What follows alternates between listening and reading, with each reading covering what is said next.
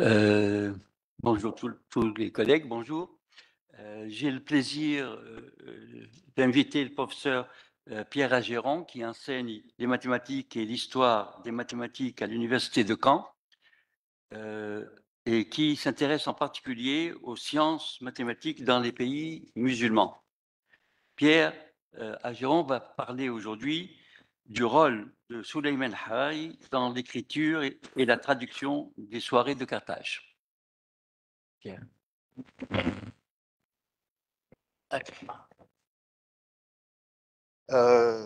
Merci. Je vais faire mon exposé en français,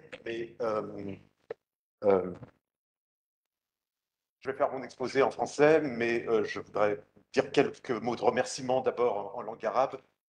أود في البداية أن أعبر عن امتناني وأخلص التشكرات لأعضاء المجمع التونسي للعلوم والآداب والفنون الحكمة وخاصة لفوزي المحفوظ. Vous croyez que c'est utile? Pardon, c'est bon. Mais je suis contre, je ne veux pas.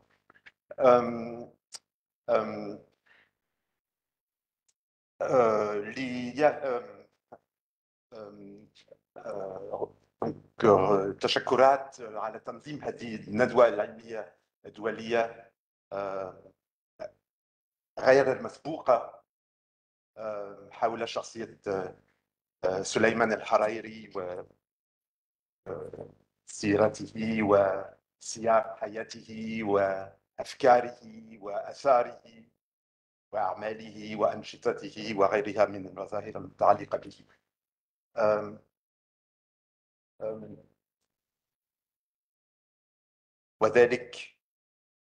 وذلك بمناسبة الذكرى السنوية 200 والأولى لميلاده. لابد أيضا من أن أشيد بصديقي وزميلي الأستاذ مهدي عبد الجواد الذي اقترح علي منذ ما يتجاوز 7 سنوات أن نعمل معا حول التراث المخطوط لسليمان الحريري في المكتبة الجامعية للغات والحضارات بباريس. إن عنوان مداخلتي اليوم هو دور سليمان الحريري في تأليف وتعريب كتاب مستعمرة قرطاجنة للقسيس بورغاد الصديق الأخلص لسليمان الحريري.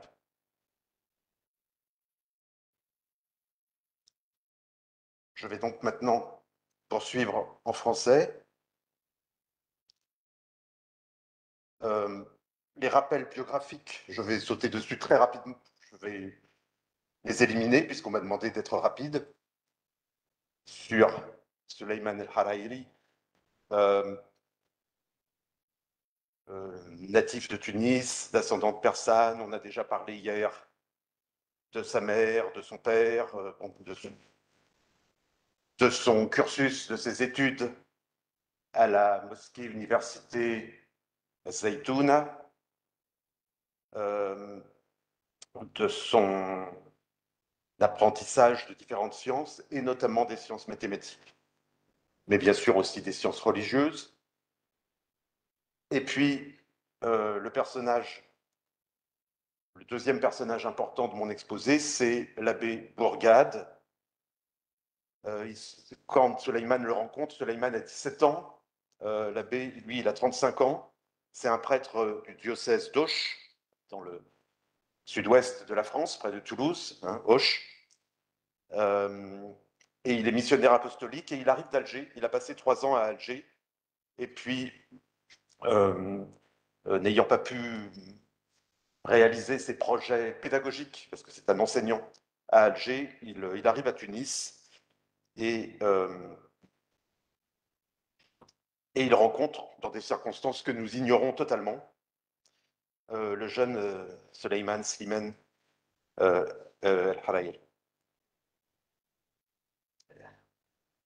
Des relations qui se placent d'abord sur le plan de l'apprentissage linguistique mutuel. Harayri apprend le français et Bourgade apprend l'arabe. Son niveau ne sera jamais très bon, un peu comme le mien.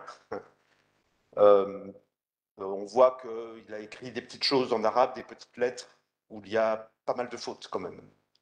Mais bon, voilà, il se débrouille. Très grande amitié. Une religieuse présente à Tunis à cette époque dit Soliman avait un culte pour l'abbé Bourgade. Voilà.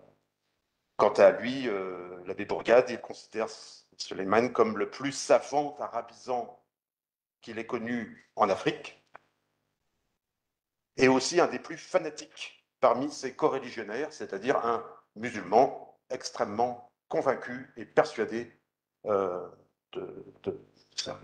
sa foi. Voilà. Le mot fanatique peut paraître très fort, mais c'est ça que ça veut dire. En 1844, l'abbé recrute le jeune Slimane comme professeur d'arabe au Collège Saint-Louis. Ça va durer 12 ans d'enseignement de l'arabe. Le Collège Saint-Louis, c'est l'établissement qu'a fondé l'abbé à Tunis. Hein. Établissement très particulier, d'un genre complètement unique en son genre, multiconfessionnel, multilingue, avec donc des chrétiens de différentes nationalités, des juifs et des musulmans tunisiens. Un système pédagogique tout à fait particulier. On sait aussi que Slimane a été en même temps professeur et élève, c'est-à-dire que en même temps qu'il enseignait l'arabe, il était élève et comme on l'a dit hier, il a eu des prix en grammaire française et en cosmographie. Et puis après, il s'est mis à traduire des manuels français. La fin de l'histoire ne nous concernera pas tellement aujourd'hui, mais c'est qu'en 1856, donc Slimane part à Paris. 2 ans plus tard, l'abbé, lui aussi, le rejoint à Paris, ayant dû fermer son collège vu les critiques virulentes dont il était la cible.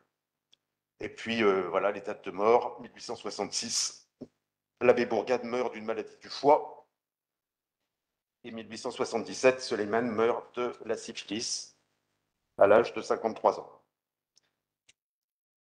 Alors, les soirées de Carthage, donc, c'est un livre de l'abbé Bourgade. En fait, c'est une trilogie, Sulafiyya, qui contient 3 livres qui ont été imprimés à Paris. Donc, en général, c'est sous cette forme-là qu'on les connaît, c'est des versions imprimées. Soirées de Carthage ou Dialogue entre un prêtre catholique, un moufti et un qadi, 1847, réédité en 1852. Deuxième ouvrage, La clé du Coran, 1852. Et troisième ouvrage, qui devait s'appeler Le Dôme du Coran, et que l'abbé Bourgade a dû modifier le titre sous la pression de sa hiérarchie pour l'appeler d'un titre plus, en plus vers le christianisme, évidemment, Le passage du Coran à l'Évangile. Ce n'était pas le titre qu'il avait prévu. Caractéristique essentielle de cette trilogie. Alors, Bourgade, donc, c'est un missionnaire, il est en mission, donc pour répandre la foi chrétienne, c'est sa mission, son travail. Il est surveillé de très près par sa hiérarchie. D'ailleurs, cette histoire de titre en est un signe. Parce que ces hiérarchies, à tout moment, le suspectent d'un excès de complaisance envers l'islam, en fait. Ça il faut le réaliser. C'est-à-dire qu'on peut avoir l'impression que l'abbé Bourgade, parfois, est virulent contre l'islam, mais en réalité, vu du point de vue de sa hiérarchie, il est beaucoup trop complaisant. Voilà. Donc, alors, son œuvre, elle est avant tout apologétique, tabriri, يعني عن دفاع الإيمان المسيحي, modérément controversiste, jadéri, hein, et prudemment catéchétique, ta'limi. Deux aspects dominent l'ensemble. Premier aspect, ouverture, connaissance, érudition, raisonnement, savoir, tout ce qu'on groupait autrefois sous le nom de les bonnes lettres. Il y a énormément d'érudition dans ces livres-là. Et puis un autre aspect qui est la bienséance, le respect, l'urbanité, l'hospitalité, l'humour, l'amitié. Ça, c'est les bonnes mœurs. C'est les deux aspects, moi, je trouve, qui se distinguent dans cette trilogie. Cette trilogie, donc, prend la forme de dialogue entre un prêtre catholique et plusieurs intervenants musulmans. Il y a de nombreux modèles de ce type-là. Alors, il y a des modèles de l'Antiquité, les banquets philosophiques, etc., des modèles médiévaux. Je signale particulièrement les modèles arabes chrétiens. Ça, c'est important. C'est vraiment, il y a des textes qui ressemblent énormément chez les Arabes chrétiens d'Orient aux soirées de Carthage. C'est-à-dire, vous avez un prêtre et des lettrés musulmans qui sont en débat théologique et érudits, c'est-à-dire on cite des passages de la Bible, des passages du Coran, des hadiths, etc. Et on débat. J'ai donné un exemple de titre, là, مجادلة الأنباء جيرجي الراهب السمعاني مع ثلاثة شيوخ من فقهاء المسلمين بحضرة الأمير مشمر الأيوبي. Ça, c'est un texte du XIIIe siècle. Le prêtre, par exemple, dit dans ce texte-là, votre prophète et votre livre, donc il parle aux musulmans, votre prophète, Mohammed, et votre livre, le Coran, témoignent en notre faveur et attestent de la vérité de notre foi et de l'évangile. C'est-à-dire, dans vos livres, nous trouvons la preuve de la vérité de notre foi. Et c'est aussi le discours de Bourgade, en fait. C'est la même chose. Et c'est un genre, alors j'ai donné un exemple du XIIIe siècle, mais ce genre a été bien étudié par les spécialistes du monde arabe chrétien, et ce genre du dialogue chrétien-musulman, il existe sur au moins 1000 ans. Du 8e au 18e siècle, il y a des textes comme ça qui sont composés. Est-ce que ça a pu servir de modèle à l'abbé Bourgade? Je ne le prétendrai pas, mais en tout cas, il y a vraiment une analogie vraiment frappante. Les personnages principaux de la trilogie, le moufti, donc un homme curieux, très cultivé, qui a vécu à Constantinople, une sœur religieuse, et qu'on appelle aussi la Toubiba, parce qu'elle est infirmière en fait, qui soigne la femme du moufti au début, et c'est elle qui dit au moufti, mais tu devrais rencontrer, il y a un prêtre là qui est intéressant, voilà.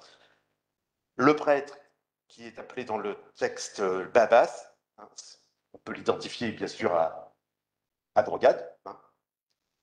Il y a le Qadi. Alors le Qadi, c'est un ami pas très âgé, je ne sais pas ce que ça veut dire, pas très âgé, du moufti. Le moufti lui raconte au début ses premiers entretiens avec le prêtre, et ça donne envie au Qadi de venir aussi s'associer à ces entretiens. Il y a un personnage qui s'appelle le derviche, qui est un bon vivant, un esprit fort. Dans le deuxième et le troisième volume de la trilogie apparaît un personnage qui s'appelle le Ziri, l'Algérien sans doute. Il arrive d'Alger d'ailleurs. Hein. C'est un dignitaire malékite émigré d'Alger. C'est celui parmi les interlocuteurs musulmans qui a la foi la plus vacillante, on va dire. Les autres sont beaucoup plus convaincus de leur foi. Le Ziri hésite. Et puis, il y a le secrétaire du Ziri.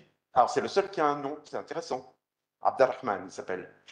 Lui, c'est un jeune homme, un tout jeune homme, très jeune, très croyant, très bouillant, intempestif, un peu naïf, un peu insolent,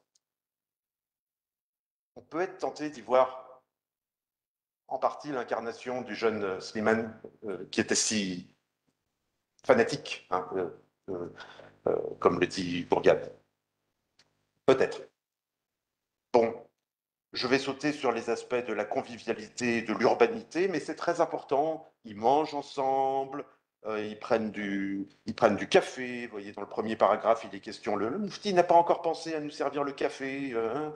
Sans café, on ne peut rien faire. Voilà. Après, ils boivent du lait, ils mangent du mouton. Voilà. Bon, il y a toute une dimension de convivialité. C'est pas seulement des entretiens savants comme ça, c'est aussi une convivialité. Des exemples de sujets abordés, j'en ai sélectionné 6, mais je ne vais pas les énumérer tous les 6.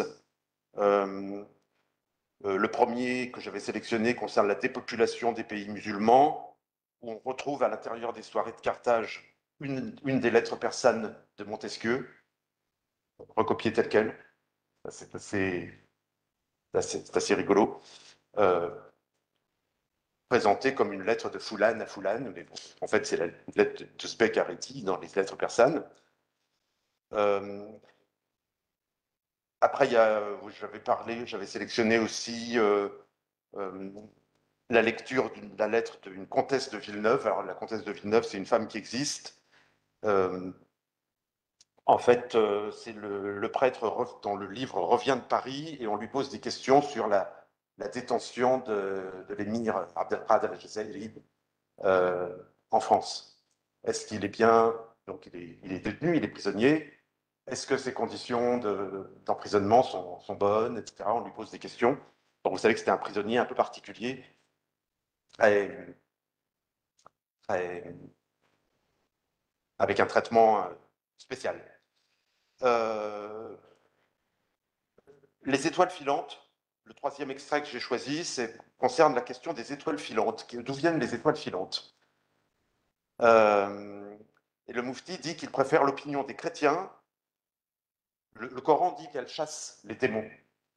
Et le Moufti dit qu'il préfère l'opinion des chrétiens, selon laquelle elles sont des réunions de gaz enflammés se détachant de l'atmosphère. Et là, le Qadi dit les musulmans ont beaucoup oublié l'astronomie et la physique où ils excellaient jadis. Donc là, on retrouve le genre de phrase qu'on a lu hier chez Hariri. Alors, cela dit, l'explication donnée par le Moufti n'est pas déjà à son époque n'est plus du tout retenue par les scientifiques. En fait, c'est l'explication qui vient de Lavoisier. Et c'est une explication plus du XVIIIe siècle que du XIXe. Mais bon. Voilà un exemple intéressant sur la médecine.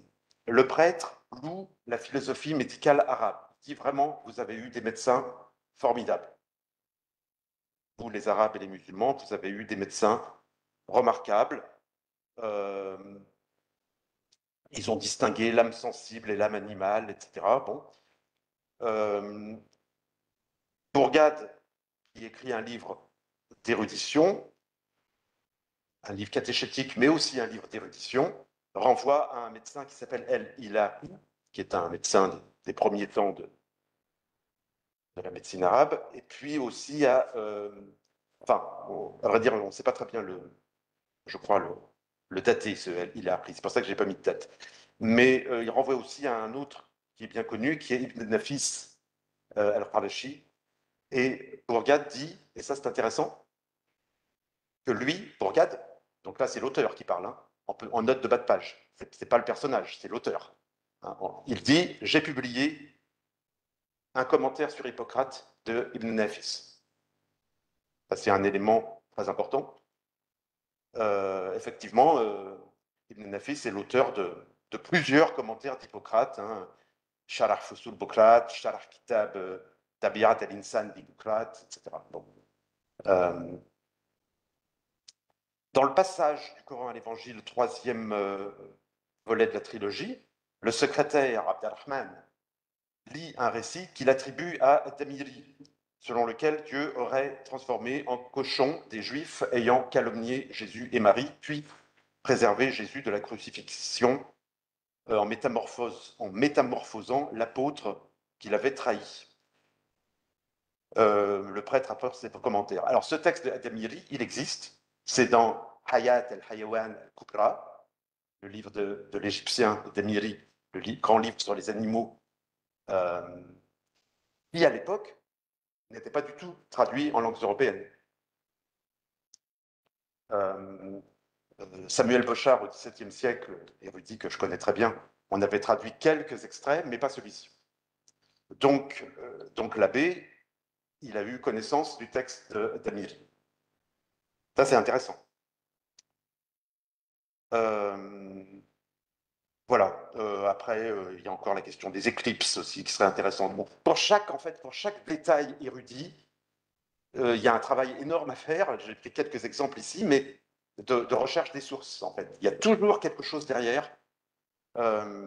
Et on voit la culture immense de l'abbé Bourgade. Alors, il y a des sources européennes et puis il y a des sources arabes. J'ai cité quelques noms. Des sources arabes musulmanes. Alors, j'ai parlé d'At-Tamiri, mais pour ce qui concerne plus spécifiquement les sciences religieuses, dogmatiques, jurisprudence, etc., sont cités les auteurs suivants: Ibn Abi Zayd al-Qayrawani, al-Ghazali, Saad al-Din al-Taftazani, Ahmed bin Abd al-Rahman al-Tadili, Jalal al-Din al-Suyuti, Qatada bin Di'ama, al-Baydawi, al-Zamarshari, etc. Tous ces auteurs-là n'étaient absolument pas traduits en français, évidemment. Et souvent, ils les citent explicitement. Je me retourne toujours comme si c'était derrière moi, mais non, c'est devant moi. Ils les citent, vous voyez en bas de l'écran, vous avez la note de bas de page avec la transcription en caractère latin de la citation arabe. Une façon de transcrire qui est un peu bizarre pour nous aujourd'hui, mais enfin qu'on reconnaît assez facilement. J'en viens au deuxième aspect, c'est celui de la traduction des soirées de Carthage. Donc le premier aspect, c'était la composition. Donc on voit que l'abbé Bourgade était très, très savant, et notamment sur les sources arabes, et évidemment, mon hypothèse fondamentale, je le redirai à la fin, peut-être en conclusion, mais je le dis tout de suite si jamais je n'ai pas le temps de conclure, c'est que c'est Sulayman al-Hariri qui est l'informateur numéro un, essentiel, peut-être le seul d'ailleurs, de l'abbé Bourgade sur tous ces sujets, parce qu'on sait que le jeune Slimane avait lu énormément d'auteurs et il avait une culture considérable, il fréquentait beaucoup la bibliothèque de Azitoun. Alors pour ce qui concerne la traduction, donc voici alors un incunable tunisien, un des premiers livres imprimés en Tunisie, donc c'est une lithographie, hein, Kitab Matbou' ala al-Hajar, un livre lithographié à Tunis dans l'atelier de l'abbé Bourgade. 119 pages, daté 1266 de l'Hégire, 1849-50 grégorien.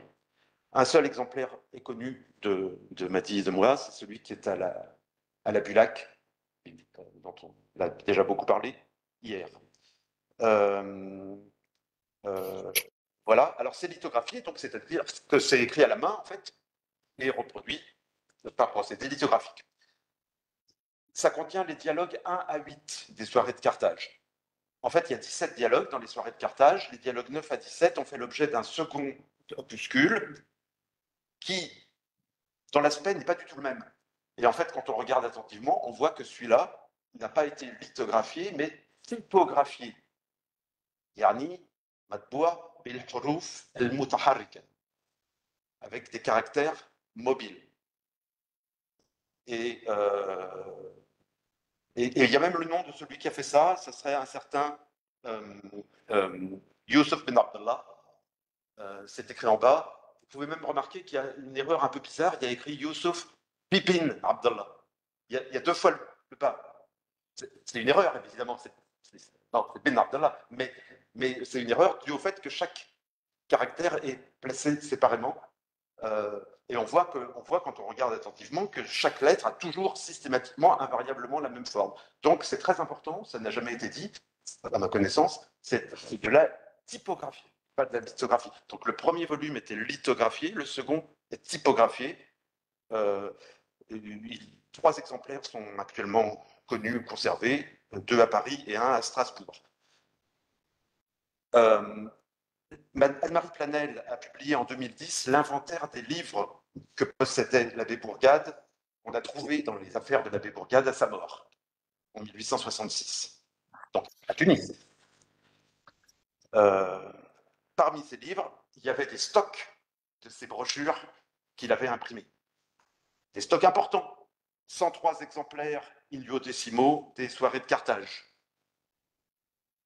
Passage du Coran à l'Évangile, 138 exemplaires du texte français in duodécimo, plus 333 exemplaires du texte arabe, plus 236, soit au total 569. Alors là, on s'y perd un petit peu. En tout cas, ce qu'on voit, c'est qu'ont été imprimés à Tunis, non seulement les soirées de Carthage en 2 fascicules, mais aussi la clé du Coran, 106 exemplaires français plus 236 exemplaires arabes, et le passage du Coran à l'Évangile. Ça non plus, ça n'a jamais été vraiment remarqué, pourtant c'est écrit là. C'est-à-dire que non seulement le texte arabe a été lithographié à Tunis, mais aussi le texte français. Alors évidemment, le texte français a été après, plus tard, imprimé à Paris, mais en fait, il avait d'abord été à Tunis. Et puis, semble-t-il, les deux autres volumes, Miftah al-Qur'an et Al-Intiqal min al-Qur'an ila al-Injil, plus 2 petites brochures de médecine, vous voyez, 121, 122. Alors, Madi, 5 minutes, ok, ça va. Madi a retrouvé, il nous l'a déjà montré hier d'ailleurs, une de ces brochures de médecine. Elle est l'œuvre de Sulayman al-Hariri. Elle concerne le choléra. كتاب في التحفيز من الحيضة وعلاجه وأسبابه وعلاماته وكيفية تركيب أدويته. Lithographié, 14 pages, ça ressemble absolument, c'est exactement la même présentation que le premier fascicule des soirées de Carthage.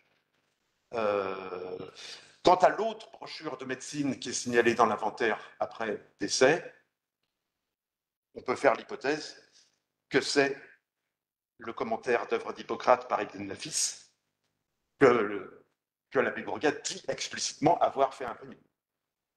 Ça colle bien. Alors, on ne peut pas en être sûr, mais aucun exemplaire n'a été retrouvé, donc ça reste une hypothèse. Mais ça colle. On sait qu'il a imprimé un livre d'Ibn Nafis, et il y a dans l'inventaire après décès la mention d'une brochure arabe lithographiée traitant de médecine. Donc, vous pensez que c'est ça. Voilà, les soirées de Carthage ont été réimprimées à Paris en 1859. Il y a un brouillon partiel à la Bulac de la main de Al-Hariri, de cette traduction révisée. Je signale aussi l'existence d'une copie orientale au monastère Sainte-Anne de Jérusalem qui montre l'intérêt à nouveau des chrétiens d'Orient, toujours y penser aux chrétiens d'Orient, ils sont partout, pour cet ouvrage. Et je vais faire quelques remarques maintenant pour terminer sur la traduction. Celle publiée à Tunis, elle est anonyme, bien sûr. Sulayman al-Hariri ne dit pas que c'est lui qui a traduit. Le traducteur s'appelle Foulan. Voilà. Elle est incomplète, elle est maladroite. Elle est vraiment. Alors, maladroite, en tout cas de notre point de vue, hein, c'est-à-dire que la syntaxe est vraiment calquée sur le français. On en verra. Elle n'est pas, contrairement à ce qui a été dit par plusieurs auteurs, dialectale. Bien au contraire. Bien au contraire. Souvent, Al-Hariri a remplacé des expressions dialectales utilisées en arabe dans le texte français par l'abbé Bourgade par des expressions d'arabe standard. Alors, voilà quelques exemples. Le prêtre, ces gens-là sont-ils heureux?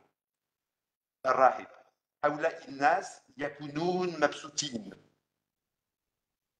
J'aurais pas traduit comme ça, moi, j'aurais dit Hal Haoula innas mabsoutin. J'aurais pas exprimé le verbe kan. On avoue que les chrétiens ont dû compasse. Alors ça, c'est un mot de l'arabe maghrébin, de l'époque qu'on trouve dans les dictionnaires de dialecte, qui veut dire effectivement du bon sens, du jugement. Hein. Donc c'est un mot qui est dans les dictionnaires arabes. Le Suleiman se débarrasse de ce mot, qu'il considère sans doute comme dialectal. Rahib, tartarifoun, il n'utilise jamais le passif pour dire on avoue, on considère, etc. Il met toujours yartabiroun plutôt que yartabal. Vous voyez, c'est un peu particulier aussi comme traduction.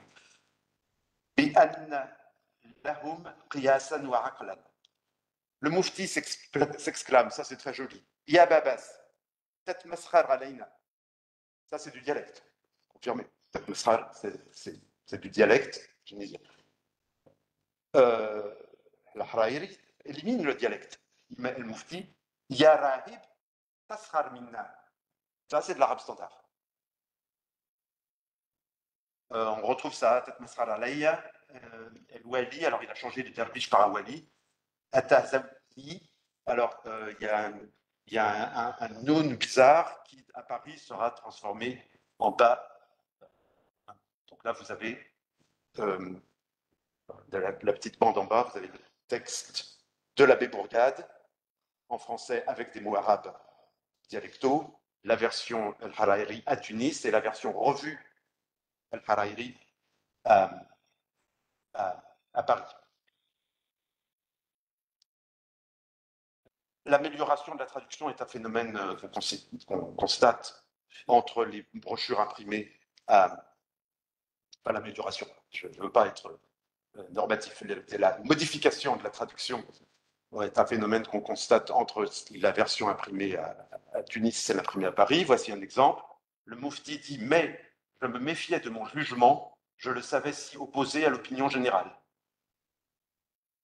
Dans la littérature de Tunis, ولكن كنت مترددا في معرفته, ce qui ne veut pas dire grand-chose. Traduction plus satisfaisante dans l'édition arabe de Paris. ولكن كنت مترددا في قياسي لعلمي بأنه معارض الرأي الجمهور. Et on voit que dans un manuscrit de la Bulac, qu'il a encore proposé une modification qui n'a pas été imprimée en remplaçant l'Ira'il Jumhur par l'Ira'il Am, selon l'opinion générale. Voilà. Donc, conclusion. J'ai mis plein de questions là, il y en a un peu trop, mais donc il y a cet aspect encyclopédique érudit des soirées de Carthage, auquel très probablement le jeune Slimane a contribué par les entretiens que lui-même avait avec l'abbé Bourgade et à travers sa connaissance encyclopédique de la littérature musulmane. Bon. Donc cet ouvrage apologétique est d'abord avant tout une encyclopédie. Il y a énormément de choses à apprendre dedans. Elle est riche d'une infinité de renseignements sur l'islam et sur toutes sortes de sujets. Il y a vraiment des sujets extrêmement variés qui sont abordés. Alors, question que j'ai déjà un petit peu abordée, Suleiman est-il un des personnages de la trilogie? Peut-être le jeune secrétaire Abderrahman, mais peut-être aussi un peu le moufti, qui est très cultivé. Donc, il est peut-être caché en fait dans plusieurs personnages à la fois. Peut-être qu'il ne faut pas l'identifier à un personnage, mais le jeune Slimane bouillant, impétueux, très convaincu de sa foi, c'est Abderrahman, mais le Slimane très cultivé, c'est plutôt le moufti. En tout cas, il y a par exemple quelque chose que j'ai remarqué, c'est que Al-Hariri dit qu'il était le seul à l'époque à Tunis à connaître Taftazani, qui est un théologien persan. Je rappelle que Al-Hariri est d'origine persane. Il dit personne à l'époque ne disait ça à Tunis, sauf mon professeur Sidi Mohamed Mouawiya. Et Taftazani est cité plusieurs fois dans les soirées de Carthage. Sans un fil qui a passé de Slimane vers le palais. ma phrase de conclusion, c'est que seule une étude minutieuse, au cas par cas, et un recoupement des données disponibles permettrait de préciser sur chaque sujet les sources de Bourgade et de mieux cerner le rôle de Soleiman al-Hariri. Merci beaucoup. Merci Pierre. Je vais faire comme hier, c'est-à-dire qu'on écoute les 3 communications et les questions auront lieu à la fin de la session. Donc, je donne la parole maintenant à Alain. Alain Messaoudi enseigne l'histoire contemporaine à l'Université de Nantes. Il s'intéresse, entre autres, à l'histoire de l'orientalisme et a publié un ouvrage en open source, donc accessible sur Internet très facilement, sur les arabisants et la France coloniale. Alain va parler de Souleymane El-Hariri et le milieu des interprètes du consulat de France à Tunis. À toi, Pierre. À toi, Alain. Merci beaucoup. Déjà, un grand merci de m'avoir invité à ce colloque qui m'intéresse beaucoup parce que c'est des dossiers que j'ai pu travailler donc, il y a longtemps, que j'ai réouvert donc, pour ce colloque, mais comme l'a dit en fait Pierre, c'est quand même un travail de longue haleine et qui demande finalement pas mal de recherche pour pouvoir apporter des éléments nouveaux. Donc là, je vais être finalement très très bref, puisque je n'ai pas eu le temps de réellement travailler les dossiers, mais je vais quand même essayer de vous donner un aperçu et éventuellement donc des choses qui restent à faire sur les relations entre Souleymane Hariri et le milieu donc des interprètes du consulat de France, donc qui vient un peu en complément avec les milieux religieux avec lesquels donc Souleymane El Hariri est aussi en contact. Et d'ailleurs, après il y a le troisième angle, hein, quels sont les rapports entre Bourgade et ce monde consulaire. Et là encore, ça reste tout à fait encore à travailler. Aussi comment dire ça, les positions ou les points de vue des différents interprètes concernant des questions religieuses et donc des choses qui restent encore à travailler. Donc pour ce point très très rapide, un premier point qui est peut-être un point d'introduction ou de contexte général sur ces années donc autour de 1848, et puis ensuite je présenterai donc les 2 principaux interprètes, en l'occurrence Alphonse Rousseau et Henri Cottel, et j'en resterai là. Donc point général sur ce contexte-là, c'est un petit peu pour peut-être venir en écho aux discussions qui ont eu lieu hier. Sur comment dire ça, des jugements d'une certaine façon sur Souleymane Hariri. Est-ce qu'il est un espion? Est-ce qu'il est au service de la colonisation? Est-ce qu'il est au contraire, enfin, et peut-être pour rappeler que ce n'est peut-être pas très très intéressant d'un point de vue historique que de le voir de ce point de vue-là. Mais en revanche, ce qui est intéressant dans ces années 1840, 1800, à la fin des années 1850, c'est qu'on est encore dans un temps finalement, où les choses ne sont pas réellement fixées du point de vue des rapports entre la France et le Maghreb et du point de vue de cette politique finalement d'assimilation et éventuellement éradicatrice, on pourrait dire, hein, donc par rapport à une culture islamique et arabe, en particulier en Algérie.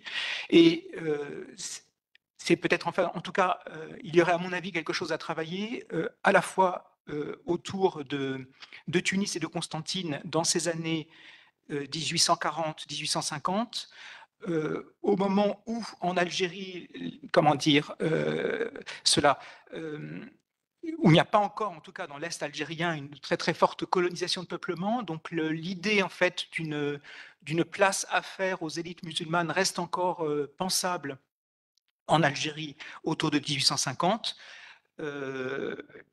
Dans une discussion privée avec vous, Mehdi, on a évoqué le fait que la traduction donc, de l'Aumont aurait été en usage ou a été en usage dans les écoles arabes françaises qui sont créées en 1850 en Algérie.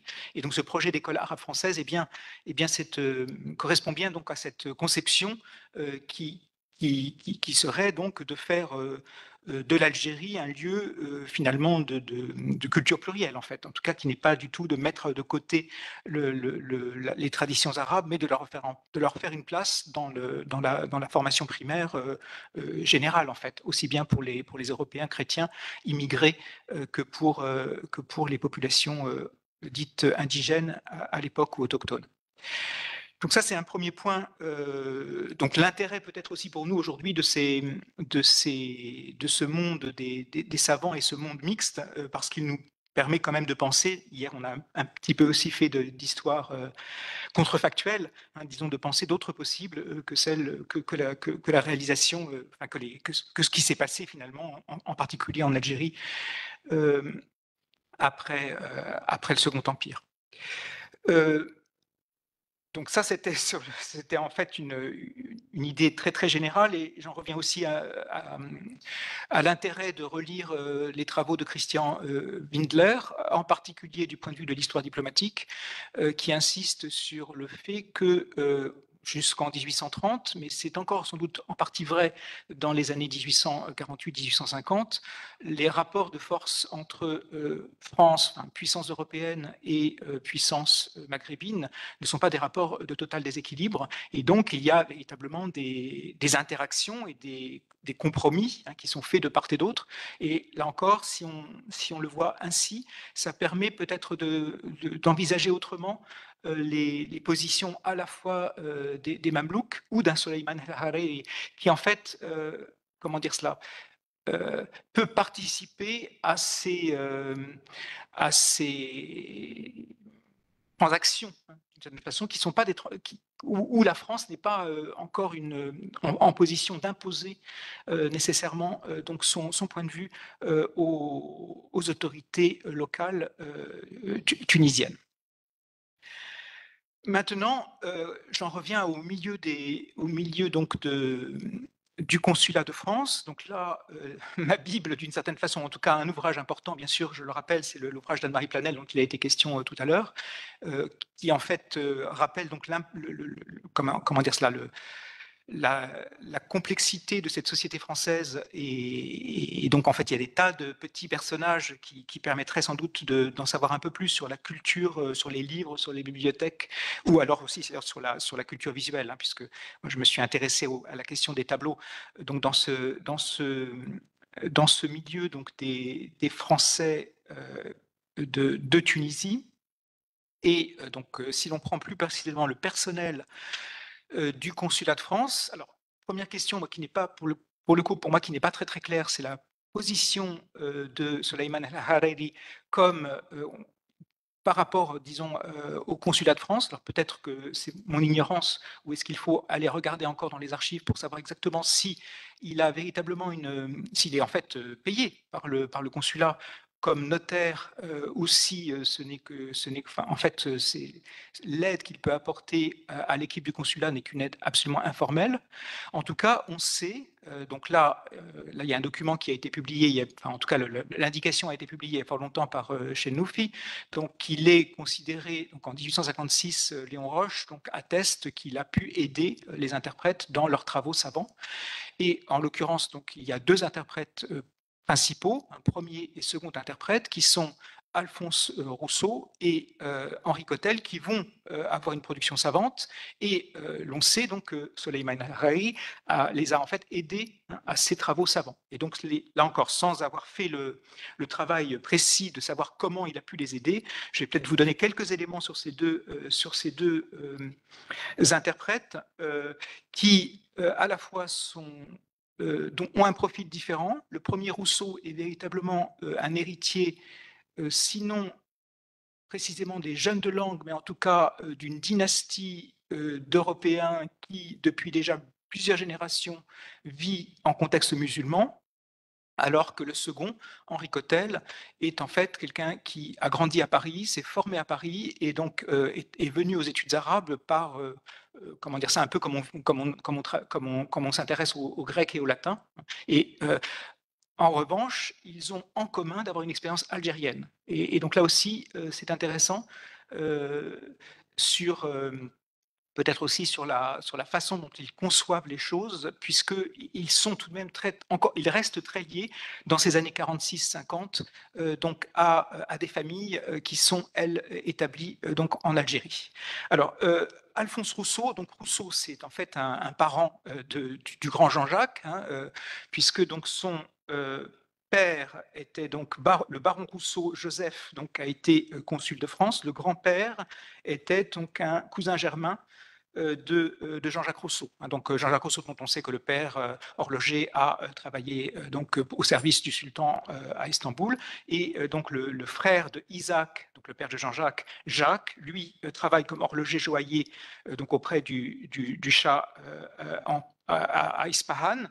Il a un fils, Jean-François Xavier. Donc là aussi, il y a aussi une question de conversion, puisque Rousseau, protestant, et en fait, je ne sais pas quand on passe du protestantisme au catholicisme, puisque visiblement Jean-François Xavier, déjà les prénoms font penser qu'il est plutôt catholique que protestant, et donc les enfants sont vraisemblablement catholiques. Hein. Il a donc un fils, Joseph, donc qui a des publications savantes, et qui meurt en 1831. Et ce Joseph a 3 fils qui sont souvent confondus d'ailleurs dans les archives, puisqu'ils ont le malheur d'avoir la même initiale, c'est les 3 A.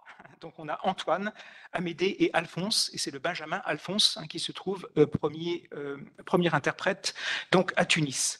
Antoine, l'aîné, 1811-1855, a une production savante, en particulier du point de vue de l'histoire. Il publie une chronique de la Régence donc Alger en 1837. Le cadet Amédée est interprète aussi, mais interprète militaire, donc il n'a pas de publication savante. En revanche, à Constantine, il va en fait avoir des enfants avec une jeune musulmane qu'il va épouser dans un second temps, hein, après donc la naissance de ses 2 premiers enfants.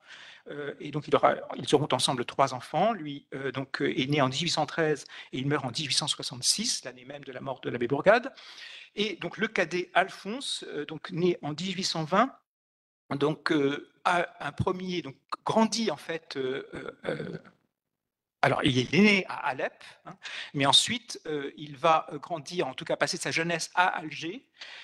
Et donc, à partir de 1843, va obtenir des postes d'interprète donc aux affaires étrangères, donc déjà Mogador, et puis il est affecté donc après une mission à Tripoli de Barbarie au Caire, poste qu'il ne prend pas, et finalement donc il prend le poste à Tunis à partir de 1843. Et cet Alphonse, donc c'est le fameux auteur donc des Annales tunisiennes. Et là, à mon avis, il y aurait sans doute un travail à faire, un petit peu comme de dépouillement des Annales tunisiennes pour essayer de regarder plus précisément quelles sont les sources. Et je peux imaginer que dans les sources arabes des Annales tunisiennes, il est bien possible que Souleymane El Hariri ait pu contribuer en fait à faire connaître tel ou tel manuscrit. Ça, c'est quelque chose qui est tout à fait envisageable. J'ai parlé donc de Henri Cottel, donc qui lui a un profil différent, plus lettré d'une certaine façon à la parisienne. Et lui donc arrive. Il est déjà en poste à Alger aussi, donc il a déjà une première expérience algérienne avant d'arriver en 1846 à Tunis. Donc il est en 1841 à Alger où il va que je ne me trompe pas, je suis en train de mélanger mes notes. Non, en 45, pardon. Il arrive en 45 donc à Alger où il collabore avec Domas, hein, donc le célèbre Domas à la direction centrale des affaires arabes. Il est bien vu d'ailleurs par Domas. Et donc c'est en fin 45, donc ça va assez vite, qu'il arrive à Tunis. Ce qui est intéressant aussi, c'est qu'en fait ces 2 hommes, donc de profils relativement différents, vont se retrouver assez rapidement apparentés puisque Rousseau épouse une balite, donc native d'Alep, donc là encore de ces familles d'Européens, de Français en fait, qui vivent depuis des générations dans le monde musulman. Et Cottel va épouser une sœur aussi balite. Donc en fait, ils se retrouvent beaux-frères, donc à la fois tous les 2 en train de travailler ensemble comme interprètes, mais aussi finalement apparentés. Donc là, il y a vraiment un milieu de très grande proximité. Alors, quant à la contribution les rapports que Souleymane El Hariri a pu avoir avec eux, on a quelques traces qui mériteraient d'être creusées. La première, c'est la publication d'une concordance du calendrier chrétien et musulman, donc publiée en 1847 dans le journal asiatique, et donc où Soleiman Hariri est remercié pour la collaboration, hein, le travail qui a permis en fait la publication de cette concordance. Cette concordance est très utile pour les historiens et les historiographes, hein, qui vont en fait l'utiliser pour dater en fonction du calendrier chrétien, donc comment dire ça, les sources musulmanes. D'autres œuvres, d'autres travaux savants sont aussi, comment dire ça, la mention de Soleiman al-Hariri est aussi indiquée à propos donc d'un extrait donc d'une histoire des Beni Hafs, donc des Hafsides, donc qui est attribué à l'époque donc à Zarkeshi. Je crois qu'en fait l'attribution entre-temps a été corrigée. Hein, donc un texte publié aussi dans le journal asiatique en avril-mai 1849, avec une publication donc du texte arabe et de sa traduction. Et donc là aussi, vraisemblablement, Hariri y est pour quelque chose. J'ai déjà évoqué donc les annales tunisiennes, et il y a autre chose que je n'ai pas évoqué. Alors peut-être je ne sais pas comment faire pour suivre. Voilà. Donc là, c'est les publications de nos deux, les principales publications de nos deux interprètes. Donc les annales tunisiennes d'un côté, mais aussi donc Kotel va publier des dialogues arabes qui vont être très très utilisés donc pour la formation des interprètes, hein, donc et réédités à plusieurs reprises. Donc là encore, on peut se demander s'il y a pu avoir participation d'Al-Hariri. Et la chose que j'ai trouvée grâce à vous, parce qu'en fait, je n'avais pas du tout fait attention à ça, alors je ne sais pas du tout si c'est neuf ou pas, mais en allant revoir un peu les travaux de Kotel, j'ai vu donc Kotel et Rousseau, en fait, sur une demande de Paris, hein, donc ont été mandatés pour récolter le catalogue, en fait, une liste des ouvrages conservés à la bibliothèque de Tunis. Et là, le manuscrit conservé donc à la Bibliothèque nationale, mais peut-être que vous l'aviez déjà repéré, moi je ne l'avais pas du tout repéré, indique bien que Hariri donc a été véritablement voilà. Voilà, Barré, alors c'est peut-être pas tout à fait, ce n'est pas pour effacer nécessairement le nom de Hariri, puisqu'en fait là en fait on a une copie qui est plus tardive. Hein, donc la première copie c'est 1849, et là visiblement le manuscrit tel qu'il est conservé en fait à la Bibliothèque nationale et date des années 60, je ne sais plus, enfin beaucoup plus tardive. Donc en fait lorsque l'on recopie, alors je ne sais pas si en fait il est envisageable de retrouver si on a trace de la première copie. Non, je ne crois pas, moi je ne pense pas. Vous pensez que c'est l'écriture de Hariri ici? Vous la reconnaissez? D'accord. Parce que c'est pas explicite dans le manuscrit. En fait, dans le manuscrit. Non. En fait, dans le manuscrit, donc là, il faudrait regarder de plus près, hein, mais dans le manuscrit, on a le sentiment qu'en fait, c'est une copie d'une copie. Ce qui est en fait conservé actuellement à la Bibliothèque nationale. Et donc, si c'est une copie d'une copie, il y a peut-être une première copie qui serait intéressant de retracer. Pour conclure, juste là encore, peut-être qu'il serait intéressant d'inscrire finalement la façon dont Soleiman al-Hariri a été un collaborateur des arabisants et des orientalistes au service donc, du consulat de France ou des intérêts français. Donc il n'est pas le seul. Et sans doute que pour la compréhension aussi de sa position, il pourrait être intéressant de le mettre en fait en comparaison avec d'autres figures. Alors il y a une figure à laquelle s'intéresse beaucoup Isabelle Grangot, donc la figure de Tahar Ben Neged, donc là aussi avec encore comment dire ça, beaucoup des interrogations, plus de questions finalement que de réponses absolues, avec l'exemple donc d'un manuscrit, donc cette fois-ci on est dans le registre de l'historiographie de l'histoire de Salah Bey, que Isabelle Grangot, lorsqu'elle avait donc travaillé pour sa thèse sur l'histoire de Constantine, avait repéré, enfin en tout cas on lui avait indiqué l'existence d'un manuscrit donc conservé à la Bibliothèque nationale de Tunis, venant du fonds Machuel. là encore un rapport avec Constantine, puisque le père de Machuel était directeur de l'école arabe française dont on a parlé tout à l'heure, de Constantine en 1850. Et donc Machuel hérite sans doute de la bibliothèque de son père, et donc les descendants de Louis Machuel, donc le premier directeur de l'instruction publique, vont déposer ce fonds Machuel à la Bibliothèque nationale de Tunis. Donc on a un manuscrit de cette histoire de Constantine du temps du Bey Salah, de Salah Bey,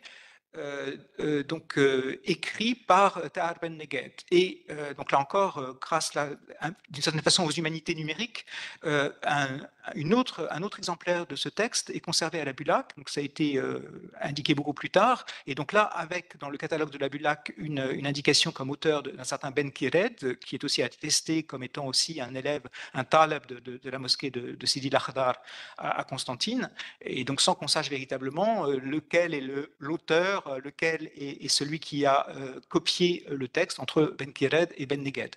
Ben Neged, donc là aussi, est intéressant, mais c'est un autre profil, hein, puisqu'on va le retrouver comme interprète militaire, donc là beaucoup plus engagé finalement dans des activités guerrières et moins pacifique, hein, que Soleiman El-Harari. On n'est pas dans le dialogue, on est encore dans le dialogue français-arabe, puisqu'après sa mort donc, va paraître un petit volume de dialogue signé Tahar Ben Neged, mais c'est un dialogue dans un contexte colonial, disons, qui n'est pas celui du dialogue entre le moufti et le prêtre dans la tradition des débats islamo-chrétiens, avec cette longue, finalement un héritage ancien, comme tu l'as rappelé, Pierre, donc des controverses entre chrétiens et musulmans en Orient. Et je vais en arrêter là. Merci Alain. Donc, dans la continuité des discussions, des présentations, je présente le professeur Mounir Fandri, qui enseigne la littérature et la civilisation allemande à l'université de la Manouba. Il s'intéresse essentiellement aux relations culturelles entre l'Allemagne et le Maghreb. Il est membre de notre académie, donc je te donne la parole. Merci.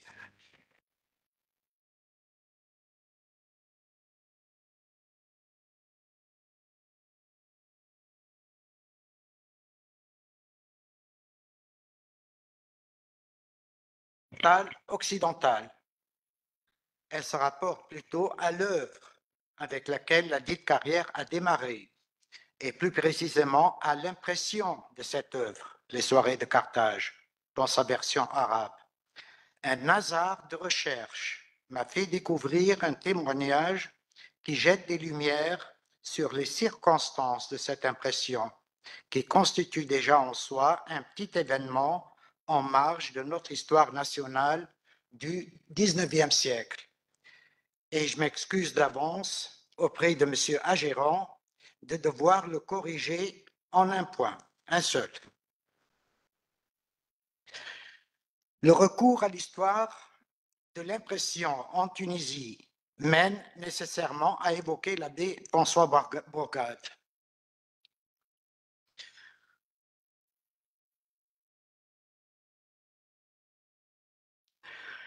Et sa presse lithographique.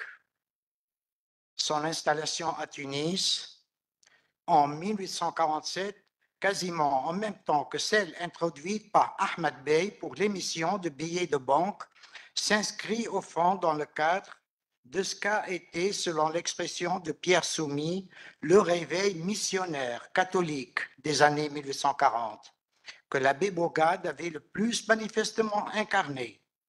Mu par le zèle évangélisateur et imbu de la conviction de l'avantage de la foi et la mission catholique pour conduire les musulmans vers le progrès et la civilisation, il mena son action diversifiée également en déployant une activité intellectuelle considérable et fit paraître une série d'ouvrages polémico-apologétiques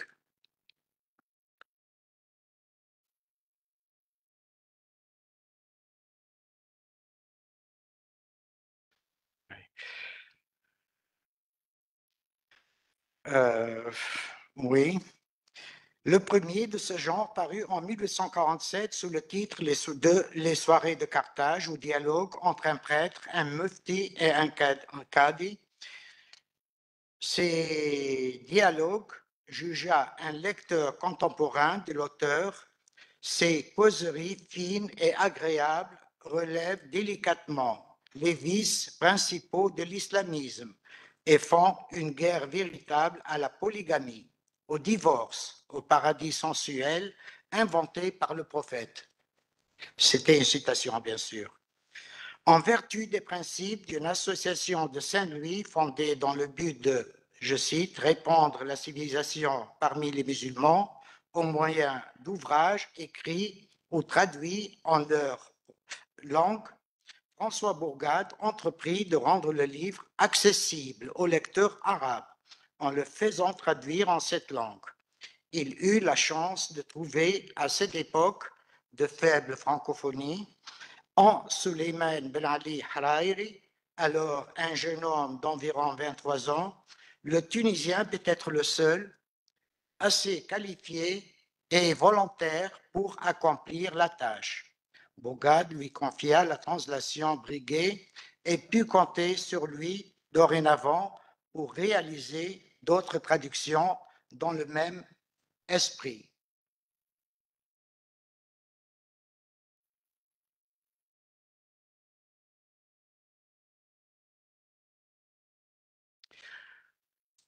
Une fois achevé, le texte arabe des soirées de Carthage passa à la presse et sortit en première édition l'an 1266, correspondant à 1849, sous le titre de Kitab Musamarat Carthagena وهي مناظرة في القرآن والإنجيل بين قاضٍ ومفت وراهب. Ce fut, comme l'a constaté Alain Masroudi, le premier livre en langue arabe imprimé en Tunisie. À défaut d'imprimerie commerciale dans le pays à l'époque, l'abbé Bourgade s'en procura une, probablement d'Alger, pour ses besoins et l'installa dans l'enceinte du collège Saint-Louis, l'établissement scolaire fondé par lui à Tunis et aménagé dans une impasse de la rue Sidi Mourjani, connue dès lors en tant qu'impasse du missionnaire ou Zanqat el-Bobbas.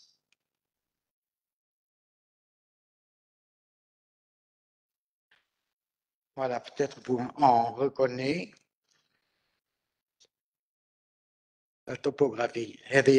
C'est l'entrée de Tunis, rue Mourjani, et là, Zanqat el-Bobbas. En 1909, Eusèbe Vassel cite un imprimeur tunisois, M. Vittorio Finzi, qui assure avoir vu dans son enfance l'abbé Bourgade y tirer de ses mains un ouvrage arabe. Dans une lettre du 20 juin 1851, Bourgade s'y référa comme l'une de ses œuvres pieuses nécessitant dépenses et subventions.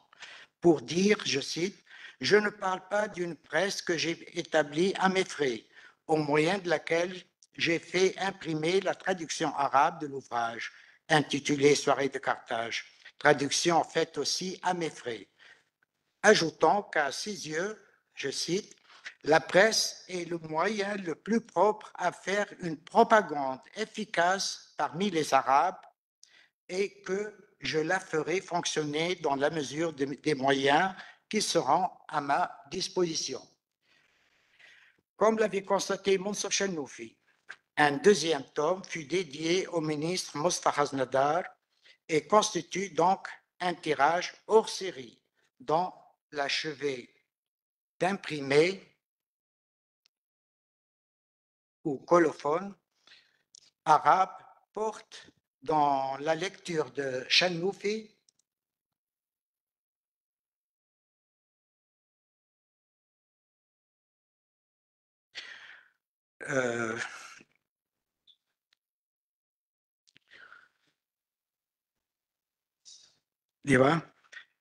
achevé grâce à l'aide de Dieu en 1266 et gravé par Youssef Ben Abdallah.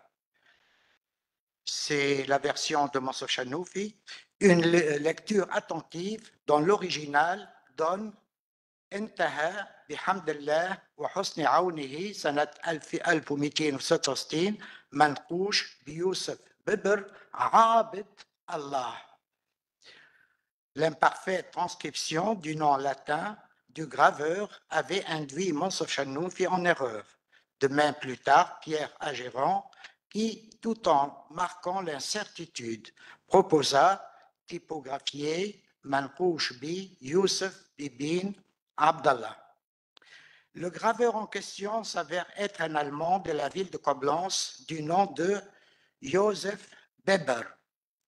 Il a été engagé par l'abbé Bourgade pour faire marcher son dispositif typographique et va se trouver coupable d'abus de confiance et inculpé du crime qui aurait probablement causé la fermeture de cette presse, à savoir, je cite, l'émission de faux billets lithographiés en l'absence de l'abbé Bourgade.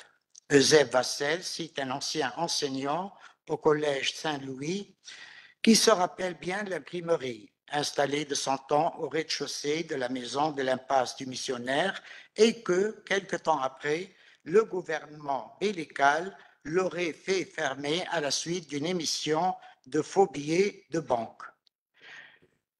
Le témoin de Vassel n'en savait pas plus. Il pensait tout juste qu'il n'est pas impossible que ces billets aient été imprimés là pendant une absence de Bourgade.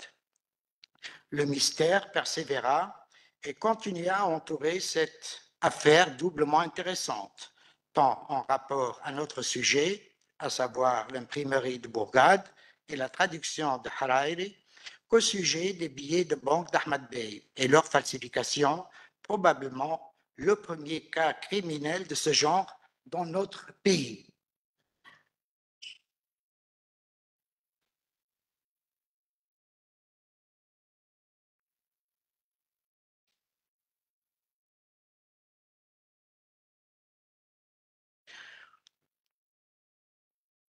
Grâce à l'un des collaborateurs du graveur Joseph Weber et à son témoignage, il est maintenant possible de voir un peu plus clair dans cette affaire.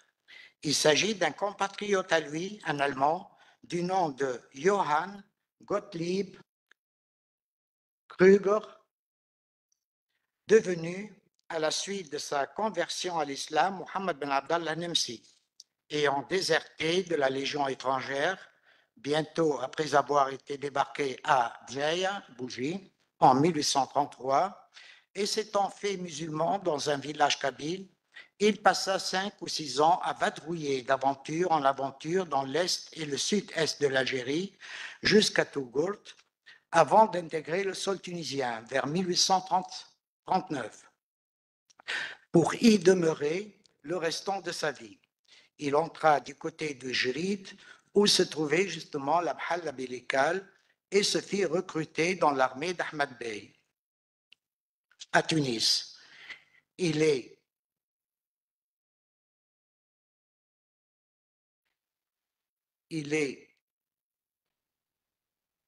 à Tunis, il est d'abord enrôlé dans la cavalerie, puis muté au corps des châtres, constituant la garde bellicale.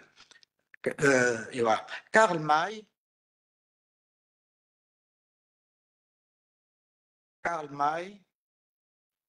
un romancier allemand populaire à l'époque, prit connaissance de son destin rocambolesque grâce aux récits des touristes qui le rencontrèrent au Bardo et en stylisa le personnage de Krüger Bey, le superbe chef de la garde des bey tunisiens. Son sort de converti attira sur lui l'attention des missions chrétiennes installées alors à Tunis, plus particulièrement d'abord celle de l'église anglicane, dirigée à l'époque par le révérend Nathan Davis, qui l'encouragea à écrire son histoire. Un heureux hasard m'en a fait découvrir le manuscrit dans des archives à Berlin, dans un style fort rudimentaire, empreint de son dialecte du Brandebourg. Il relate son histoire poignante en Algérie et en Tunisie, d'un intérêt historique certain sur cette époque des débuts de la colonisation française en terre maghrébine.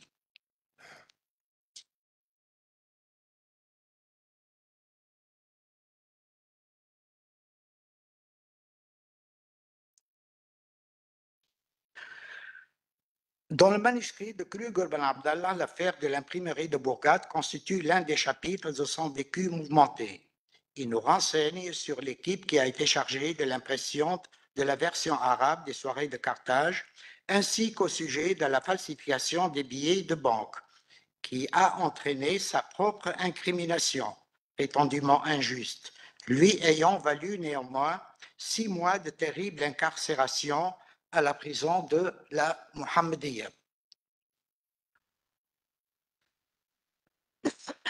Un problème nous pose toutefois sa datation. Les dates qu'il émet au courant du récit paraissent souvent douteuses et en manque d'exactitude. Il s'était probablement fié à sa mémoire si ce ne fut la confusion entre les calendriers. Par exemple, en situant le recrutement du graveur Weber pour l'édition arabe des soirées de Carthage en l'an 1850, comme on voit là-bas, voilà. Et là, nous avons le nom cité du graveur Joseph Weber.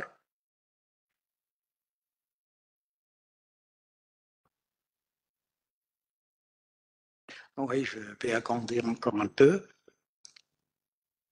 Voilà, Joseph Weber. Et la date 1850. Im Jahr 1850. Ja. Alors que le travail sur le livre devrait avoir été clôturé. Ainsi, il commence ce chapitre par dire dans son allemand rudimentaire, je cite maintenant en traduction française, au courant de l'année 1850 arriva à Tunis un lithographe allemand de Coblence nommé Joseph Weber, qui fut embauché par l'abbé Bourgade. Nous avons le nom aussi. Voilà, le nom Bourgade.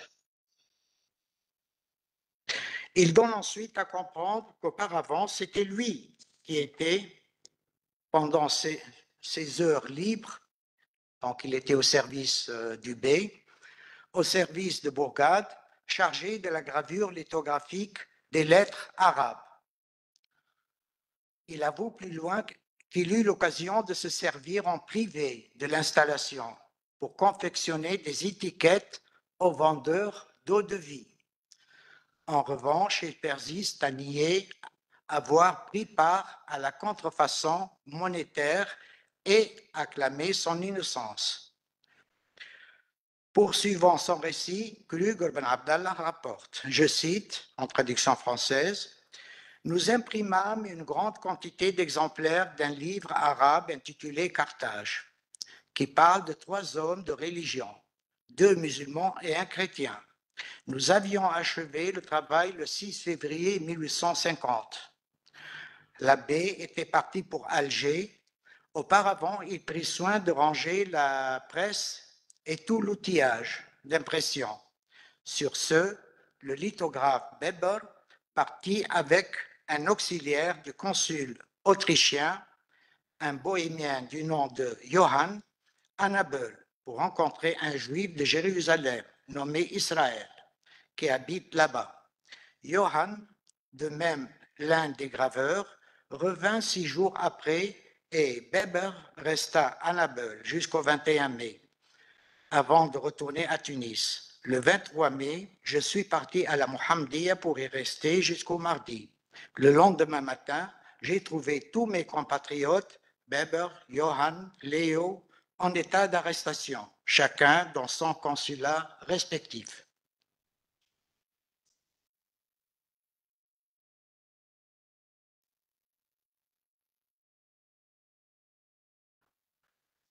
Passons à l'affaire de faux monnayage. Kruger Ben Abdallah commence par évoquer l'introduction par Ahmad Bey en 1847 des billets bancaires lithographiés. La chronique d'Ahmed Ben Abi Diaf s'y arrête et s'étale, comme Jean Gagnage plus tard, sur les circonstances de la crise économique provoquée notamment par la réforme militaire stérile et ruineuse qui a épuisé les caisses de l'État et inspiré l'impression typographique de papier-monnaie comme solution à la crise financière.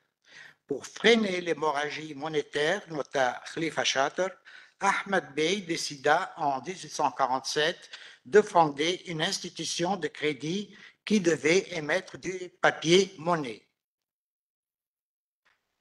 Confiée à la gestion de Mahmoud Ben Ayed, elle avait reçu le monopole d'émission de billets remboursables aux porteurs. Ibn Abi Diaf précisa qu'on avait pensé à prévenir le risque de falsification en assignant l'écriture de l'estampe à divers agents. Mais la précaution n'a pas suffi, comme le montre la suite du récit de notre témoin germano-tunisien. Je cite, « À cette époque, le Bey avait introduit la monnaie de papier, des billets de 50, 100 et 200 piastres. En voilà un échantillon.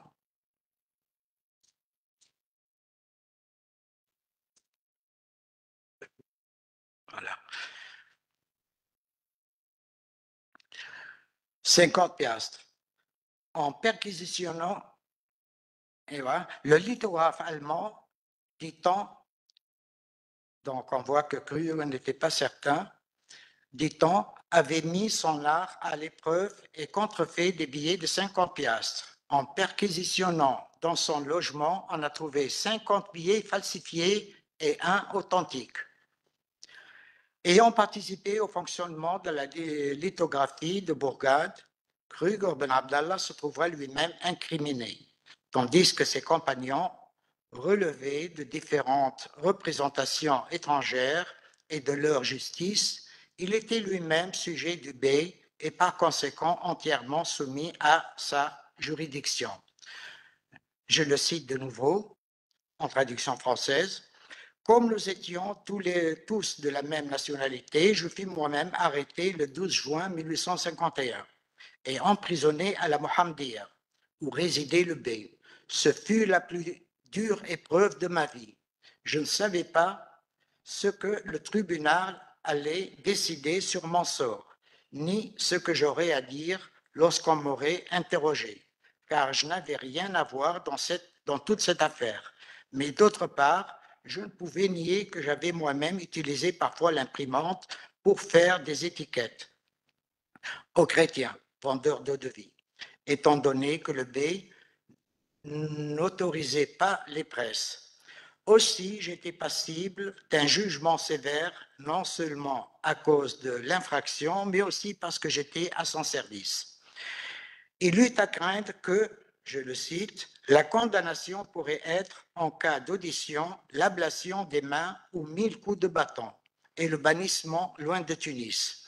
Cette peine lui fut épargnée, mais pas une autre, non moins éprouvante. Je le cite de nouveau. Mais je ne fus soumis à aucun interrogatoire, et mes compatriotes n'avouèrent rien du tout. Johann Weber insista à dire qu'il avait acheté les billets d'un étranger européen. Ils restèrent 7 mois sous arrêt, puis furent chassés de Tunis. Quant à moi, je fus emprisonné pendant 6 mois et 9 jours avant d'être remis en liberté. J'ai trouvé dans ces manuscrits encore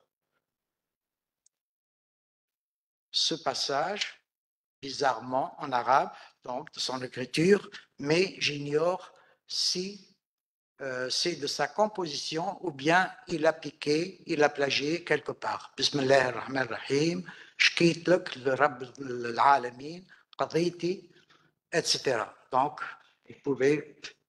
Pardon. Oui, voilà. تحب تجي تقراها تحب تجي تقراها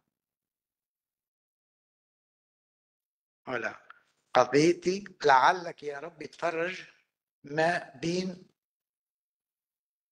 كربي ولا شنو هو؟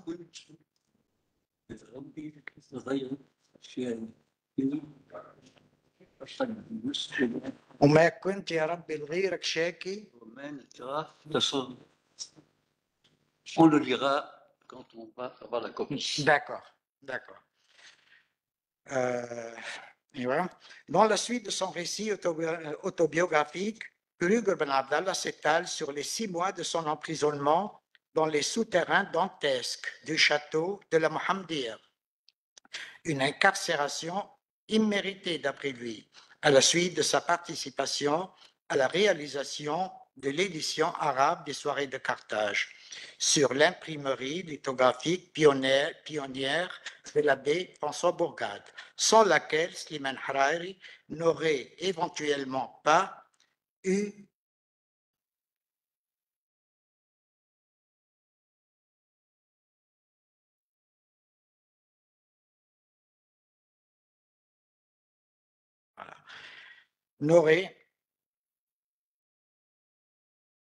sans laquelle Slimane Hariri n'aurait éventuellement pas eu la carrière remarquable qu'on lui connaît aujourd'hui, et ce colloque n'aurait probablement pas eu lieu. Merci.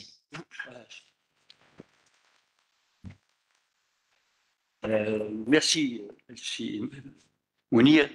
Je vous demanderai une minute de pause, le temps d'appeler le professeur Arbi Bouguera qui vient d'arriver, qui est supposé parler maintenant, et après son intervention, on pourra poser des questions et discuter de ces 3 intéressantes interventions, y compris la 4e étant celle de Stel.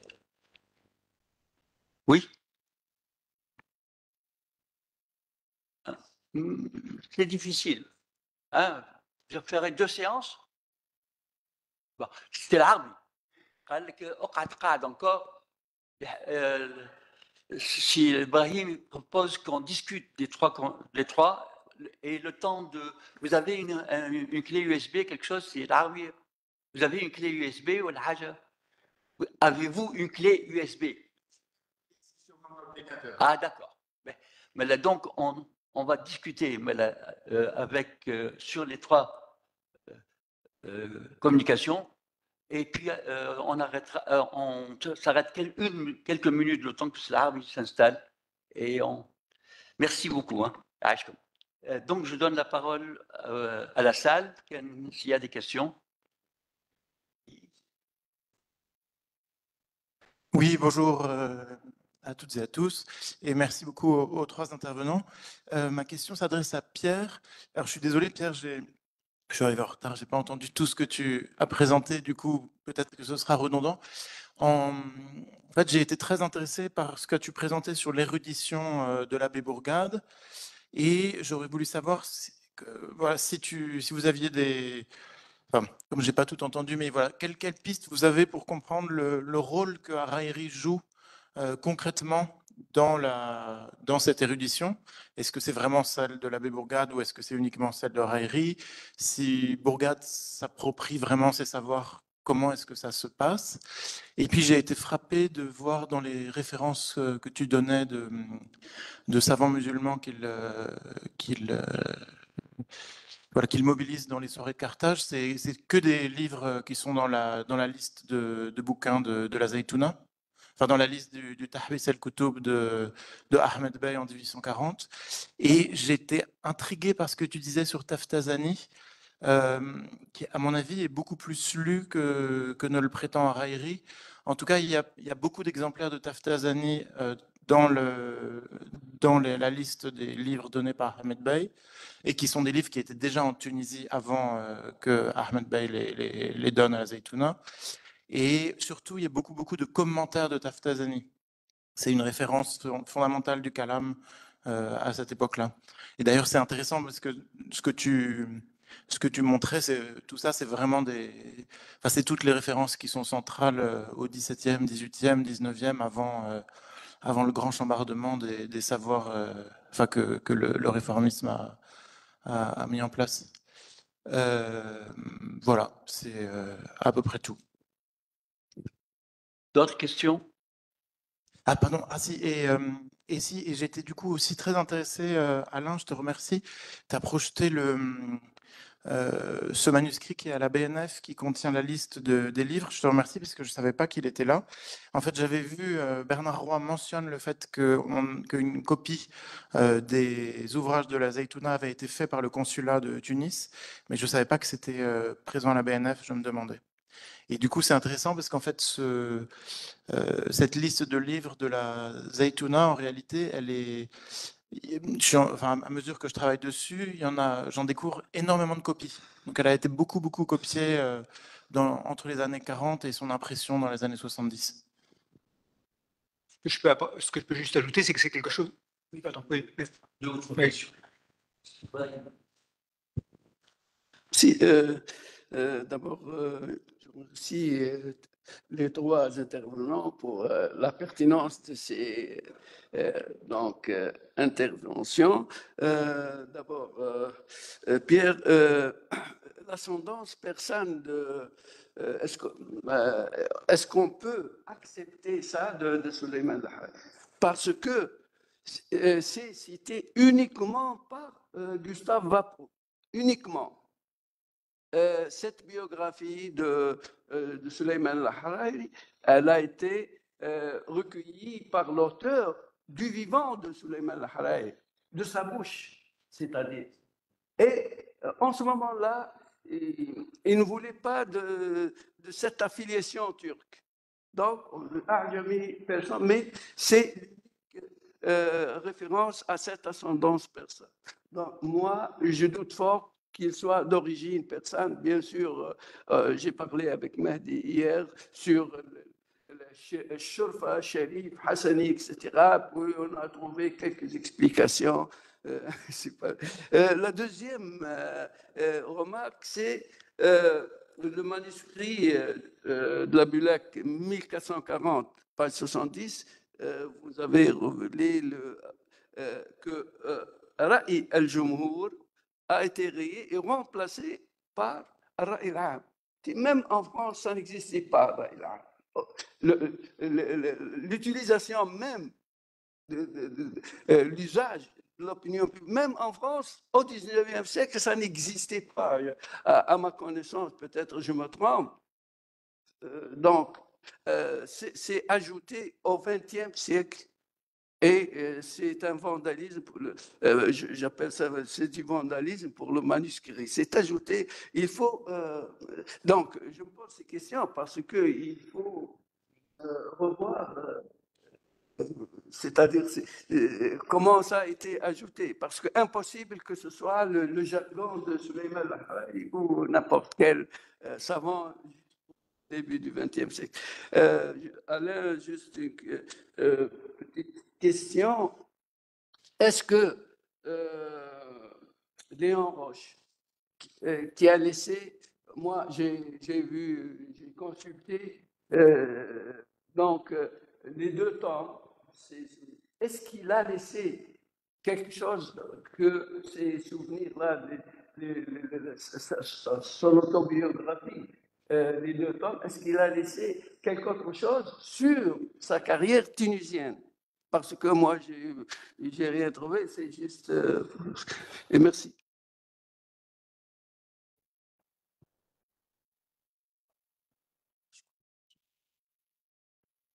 Merci, Simedi. Moi, je suis interpellé je n'arrive pas à saisir le profil de Souleymane Lahariri. Hier, je pensais qu'il était uniquement tunisien. Aujourd'hui, j'apprends qu'il est d'origine persane. Est-ce que quelqu'un peut nous donner rapidement la biographie de Souleymane? Il est né où? Ses parents? Et à chaque fois où il a visité d'autres pays, quelles sont les raisons? Est-ce que c'est pour des travaux, pour d'autres questions personnelles? Ça nous aiderait non pas à saisir uniquement les travaux qu'il a fait, mais aussi le profil lui-même, pour savoir son comportement en fait. Hein. Merci. Gilles, Shafi. Oui, j'ai juste une petite question à propos des soirées de Carthage, de l'œuvre de l'abbé Bourgade. Moi, je me suis intéressé à Bourgade il y a plus de 50 ans, donc ce sont des souvenirs. Mais je me rappelle que je m'étais posé la question à l'époque, pourquoi un qadi et un mufti comme interlocuteur du rahab. En fait, ce n'était pas un rahab, c'était un qus, c'était un prêtre, c'était pas. Mais le qadi et le mufti appartiennent tous les deux à la même catégorie de ulama de l'époque. Donc, pourquoi il n'y a pas de différence notoire, à ma connaissance, entre leur culture, entre leur formation, qui justifie qu'il y ait un qadi et un mufti. Aïch, merci. Et il y a un collègue en fin de salle, سامحني سمي روحك. Je me présente, Qais Triki. Je m'adresse au professeur Mounir Fandri parce que l'histoire de la falsification de ce nouveau billet qui a été imprégné, donc ça m'a interpellé. Et ma question est la suivante. Souleymane Al-Hariri, en tant que journaliste, est-ce qu'il a fait la couverture de ce crime, entre guillemets? Est-ce que ça a été, est-ce que cela a fait l'objet d'une couverture médiatique, bon, si on puisse utiliser ce terme? Donc voilà la question. Est-ce que ou bien par Souleymane Al-Hariri ou bien par d'autres journalistes ou par d'autres supports médiatiques de l'époque? Merci. Si pour toutes ces questions, je donne la parole d'abord à Pierre, puis à Alain, puis à Mounir. Pierre.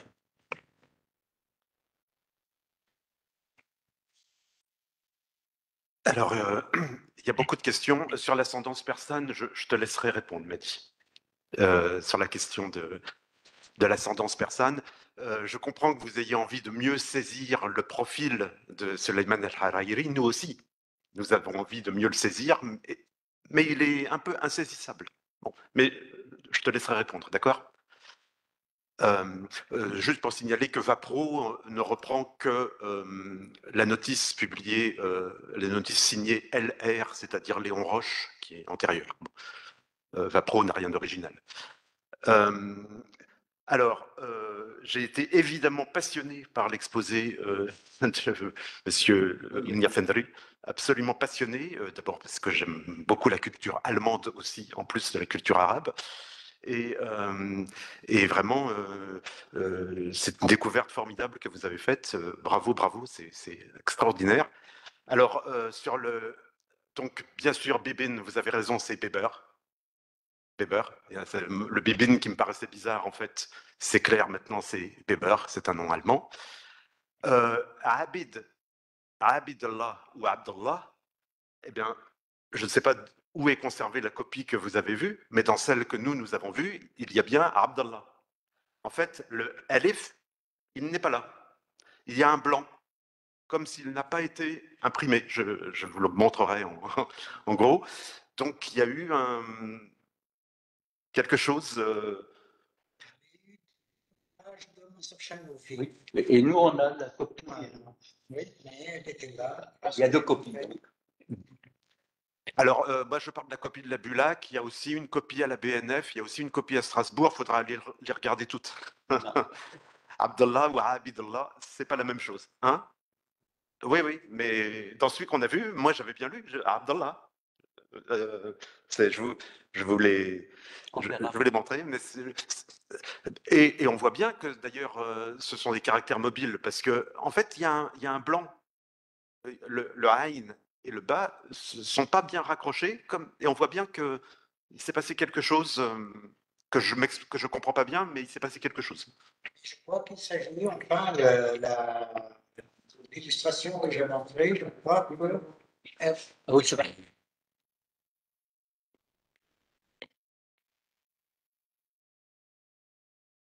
qu'elle est contenue dans ce que Monsor Chanoufi aussi appelle, ou bien dans le livre aussi, en tant que le second volume, dédié spécialement à Mustahaz Nadar. Et je crois que c'est là où il y a le quiproquo. Là, ça manque peut-être ici, Abd, voilà. Donc, c'est pas attaché, ça manque,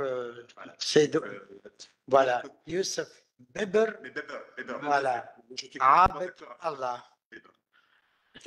De toute façon, je soupçonnais que c'était un reliquat, ce gars-là, mais en plus, les noms arabes, en général, sont des noms de sont souvent, les renégats, disons, prennent souvent des noms arabes de quelque chose, Abdullah, Abdelrahman, Abdelmennan, etc. Alors, les questions d'Augustin sur l'érudition, comment pister le rôle de Suleiman, c'est très difficile en fait, surtout que là tu me démolis en plus une piste que j'avais avec Taftazani. Alors c'est lui qui le dit, hein, en parlant, il rend hommage à son professeur, le seul professeur qu'il a eu à Tunis en fait. Ailleurs, et dans d'autres documents, oui. Dans d'autres. Slimane Haï cite ce professeur dans un autre document que dans les soirées de cartes. Oui, bien sûr, mais c'est pas lui qui. C'est pas le seul endroit où il en parle. Non, mais il n'est pas question de Mourabouya dans les soirées de Carthage, mais effectivement, il mentionne quelque part dans un document, oui,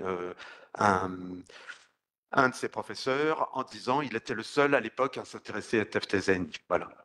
Il était le seul à Tunis à lire Taftazani. Il était le seul. Donc en voyant que, voilà, moi j'en ai déduit, mais peut-être trop vite, hein, qu'en voyant que Taftazani était cité souvent dans les soirées de Carthage, j'en ai déduit un lien, mais c'est difficile de. La seule chose qu'on peut dire, c'est qu'on ne connaît pas d'autres interlocuteurs musulmans intellectuels à l'abbé Bourgade que Al-Harayri. Alors, il parle quand même d'un voyage qu'il a fait, d'un voyage en bateau où il a parlé avec 2 musulmans. Ça, c'est bon, mais un voyage en bateau, ça laisse pas le temps non plus d'échanges forcément extrêmement longs. Hein. Mais je ne suis pas persuadé, en tout cas rien dans les documents qu'on a trouvés ne montre qu'il ait eu énormément d'interlocuteurs autres que Slimane, qui lui, par contre, était un interlocuteur, je pense, constant, quoi. Mais je ne peux pas dire. Sur la liste des livres, alors, donc c'est bien comme le disait Alain, une copie de copie. Hein, c'est écrit en fait hein, sur ce qui est rayé, la liste des livres conservés à la bibliothèque nationale de France. Il y a bien écrit les mentions qui est rayées, copie d'une copie, voilà. Donc, et en fait, c'est Suleiman lui-même qui a fait l'inventaire. Il est allé, en fait, les gens du consulat n'avaient pas eu le droit d'aller à la bibliothèque, à la grande mosquée, à la bibliothèque mosquée, voilà. Ils avaient fait une demande, mais ça n'avait pas été accepté. Et en fait, c'est Slimane qui est allé prendre l'inventaire pour eux. En fait. Donc, c'est un des exemples de travail, de choses qu'il a fait pour les deux interprètes, pour le consulat, en fait. Hein. Et après, ça a été envoyé à la Bibliothèque nationale ou royale. Et puis recopié effectivement d'une main que nous ne connaissons pas. Qu'est-ce qu'il y avait comme autre question? L'opinion générale, c'est quand même. Oui, mais Am, ça veut dire général. Il a traduit le mot français c'est général, donc.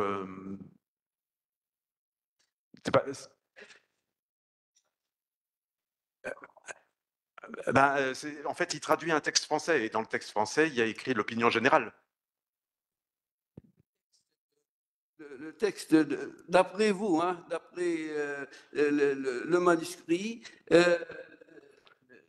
Ra'y al-Jumhur, qui est donc utilisé couramment Oui. chez les musulmans, a été rayé et remplacé par Al-Ra'i al-Am. Oui. C'est inconcevable, tout simplement. D'accord. L'usage du mot Al-Ra'i al-Am, c'est-à-dire, disons, on traduit ça opinion publique, c'est très. Ça pourrait pas être. Oui, mais Am peut vouloir dire général aussi, et c'est une traduction littérale, disons. C'est plus littéral que voilà. Lorsqu'il parle de l'empereur, il dit Al-Ahl ou Al-Ahl al-Akbar et tout ça. Donc. Oui, oui. Non, mais opinion publique et opinion générale, c'est pas la même chose. Oui, Mais bon. En tout cas, je ne pense pas que ça soit quelque chose qui est une correction du XXe siècle, parce que les manuscrits de Al-Hariri, personne n'y a touché. Personne n'y a touché. Ils ont dormi tranquillement jusqu'à aujourd'hui.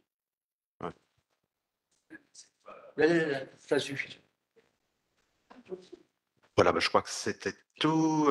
Alain, tu avais aussi des... Oui, donc pour ce qui est donc de comment dire ça, de la, oui, oui, de cette copie, en fait, en tout cas, ça s'inscrit dans des. Ce que je peux juste ajouter, c'est que ça s'inscrit dans des collectes, des choses que tu sais sans doute bien, c'est qu'en fait, ça s'inscrit dans des collectes de manuscrits qui ne visent pas simplement la Zaytouna et Tunis, hein, puisqu'on a au même moment le baron de Slan qui est envoyé à Istanbul et qui témoigne de sa grande difficulté à essayer de récolter des catalogues, en fait, et donc il s'en plaint. Donc il y a bien là une volonté du côté du ministère de l'Instruction publique, d'ailleurs c'est pas nécessairement c'est pas les affaires étrangères, hein, donc d'essayer de connaître les différentes collections pour accéder aux textes originaux et pour agrandir la connaissance en fait des textes.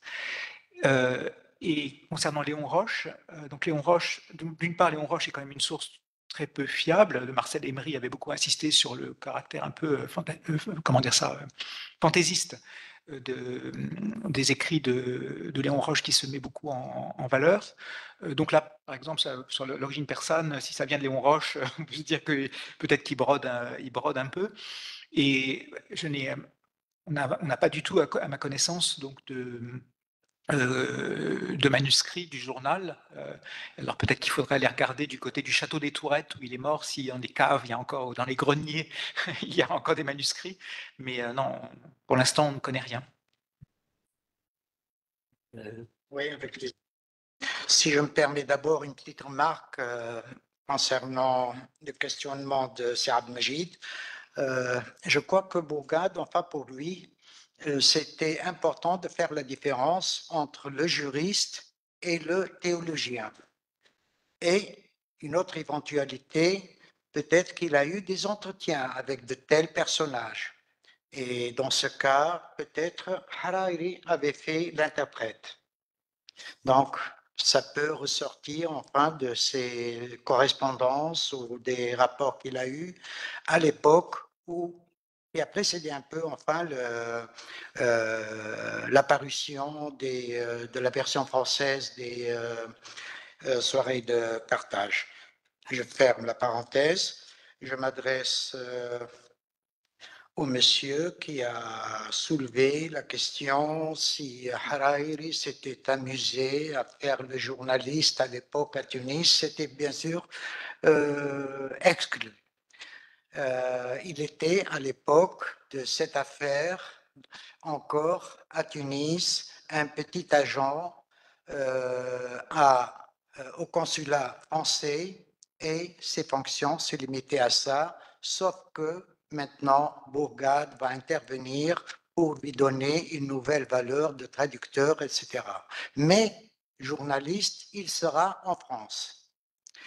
Et si cette affaire de falsification vous intéresse, il faudrait voir dans les archives tunisiennes. Il doit y avoir une trace concernant enfin,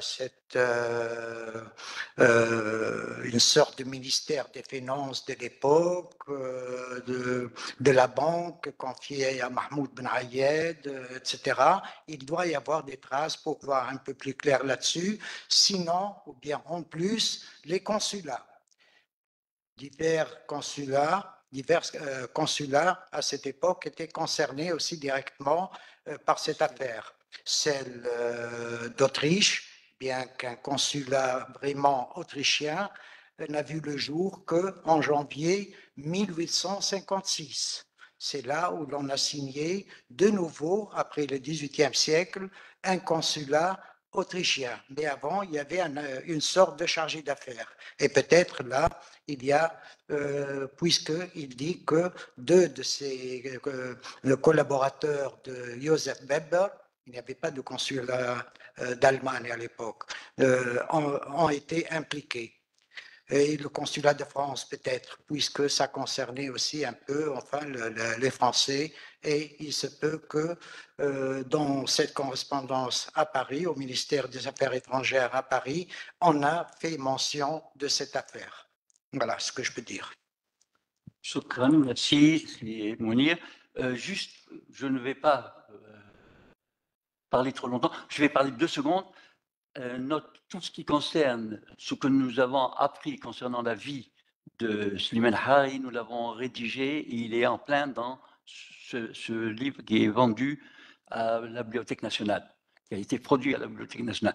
La seule nouveauté, je l'ai dit hier, c'est l'annonce du décès de sa mère, le nom de sa mère, Muna bint Ali al-Shrif, et le professeur Jadla nous a expliqué que la question de Shrif, c'est très important du point de vue historique d'où il vient. Et son hypothèse, c'est qu'il était d'origine turque et non pas persane. Et que ce que tu dis, toi, c'est que quand il est arrivé à Paris, Léon Roche, il a dû discuter avec Léon Roche qui a pris sur lui de dire qu'il est persan et non pas turc parce que c'était pas, il était persan, c'était honorable, alors que turc, ça serait un ami des Ottomans et la bagarre entre. Bon, c'est une hypothèse, hein, c'est une hypothèse. Toi, on a tous des hypothèses, comme on a dit, on ne sait pas l'origine de base. Oui. Je peux ajouter ce petit détail qui complique encore les choses, qui dit que Suleiman lui-même dit qu'on appelait son père Ali al-Turki, mais que c'est parce que les Tunisiens confondaient les Turcs et les Persans. Oui, voilà. Bon.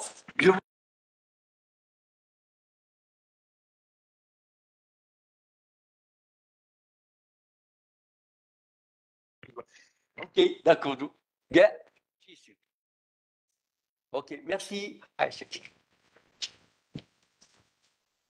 Donc, pause café.